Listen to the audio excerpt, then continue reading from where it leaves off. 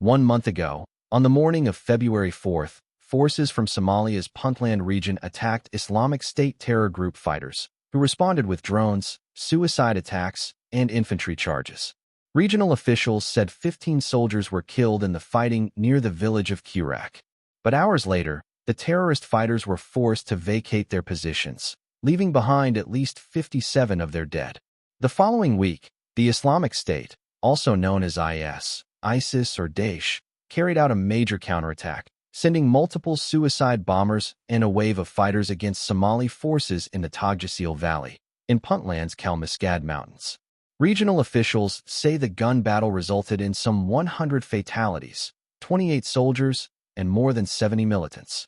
But again, IS fighters had to retreat and soon lost 3 bases to the Puntland forces. The battles are part of a recent offensive against Islamic State fighters holed up in the mountains of semi-autonomous Puntland. Observers say the success, while most certainly welcome, came somewhat as a surprise. Military commanders had expected that as they got closer to the area's main IS strongholds of Shabab, Dadar, and Dazan, that the terror group would fight hard and launch frequent counterattacks. But that has not been the case. The Puntland forces have been capturing caves and small villages one after the other, and they have routed IS from the strategic 40-kilometer-long Tagjasil Valley, from Termisale to Dazan. Somali officials told VOA it appears that the IS fighters, rather than trying to hold their positions, have fled, breaking into 3 groups, all headed in different directions. About 100 IS fighters, along with some family members, have sought to escape to Karinka Kandala, another mountainous area to the north of the group's former stronghold in the Tagjasil Valley. 2 larger groups fled to Tog Mirail and Tog Karar, to the west and northwest. The group that went northwest, according to officials, was hit by airstrikes in the vicinity of Mirail village.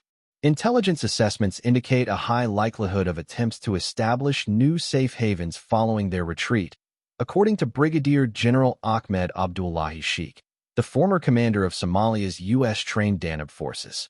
The offensive, though appearing conventional, has consistently involved guerrilla tactics, said Sheikh, who has been closely following the offensive in his home region. The Tagjasil Valley defeat will likely drive ISIS to intensify asymmetric warfare, launching an attempt on a regular campaign against Puntland.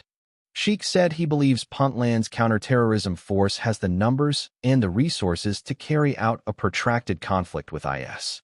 The United Arab Emirates has been providing air support, including airstrikes against the militants. The United States also carried out 2 rounds of airstrikes targeting IS last month.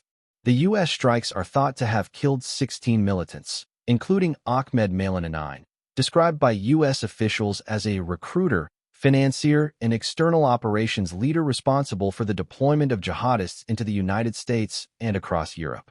The Pentagon declined comment when asked about the apparent IS retreat, but a U.S. defense official, speaking on the condition of anonymity in order to discuss an ongoing operation, indicated Washington is prepared to potentially lend additional help. The department remains committed to supporting our partners in our shared efforts to disrupt, degrade, and defeat terrorist organizations in the Horn of Africa, the official told VOA. Other observers said the persistent pressure by the Somali forces, along with help from the U.S. and UAE, appears to be paying off. Indications are that the Puntland forces are making real progress against ISIS in Somalia's hideouts, a former senior Western counterterrorism official told VOA, requesting anonymity to discuss the ongoing developments. The question is whether the Puntland forces, will be able to continue to hold the captured hideouts, or whether ISIS will be able to return in the coming weeks and months, the official said. If the Somali forces are able to hold the captured territory, though, the damage to the terror group could extend well beyond Somalia's borders.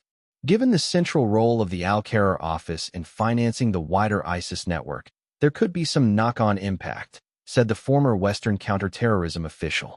Al-Qarar is one of 9 regional Islamic State offices established to help sustain the terror group's capabilities.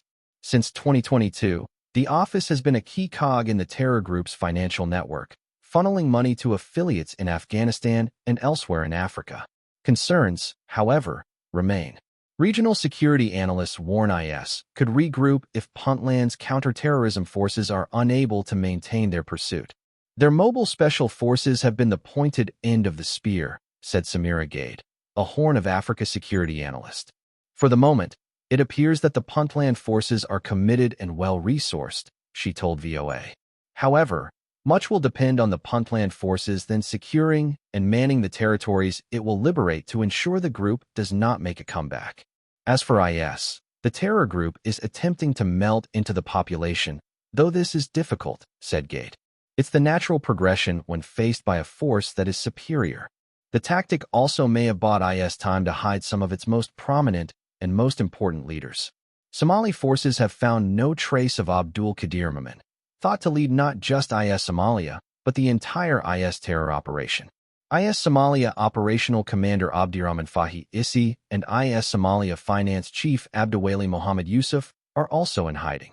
Somali officials have nonetheless appealed to them, and to Fahi in particular, to surrender. The people whom you think will give you a sanctuary are guiding the army, Puntland Military Commander General Adan Abdihashi said after capturing Momin's headquarters on March 1st. Don't put young people in harm's way, Abdihashi said. I swear to God, you will get the punishment you deserve. Said Abdullahi Deni, Puntland region's leader, has also offered IS members in Somalia, including women and children, a chance to surrender and for foreign fighters to possibly even return to their countries of origin. They, IS, envisioned it as a place where they cannot be seen, strategically a tough place, and gives them access to the Indian Ocean and Gulf of Aden and the Arabian Gulf, he said. But he has warned Puntland's forces are prepared to hunt and eliminate remnants of the terror group until all terrorists, their movement, and their bases are eliminated. Various estimates from Somali and Western counterterrorism officials put the number of IS fighters in Somalia at up to 1,600, bolstered by an influx of fighters from Ethiopia, Morocco, Sudan, Syria, Tanzania, and Yemen. Experts such as Samira Gade said IS Somalia's growing numbers combined with the difficult terrain in Puntland's mountains may have led to overconfidence. The miscalculation to face the Puntland forces seemed to have been their folly, she said, adding that about 500 IS fighters have been killed in the recent fighting. IS Somalia has suffered grave losses, Gade said, and will most likely not be recovering in the short to medium term.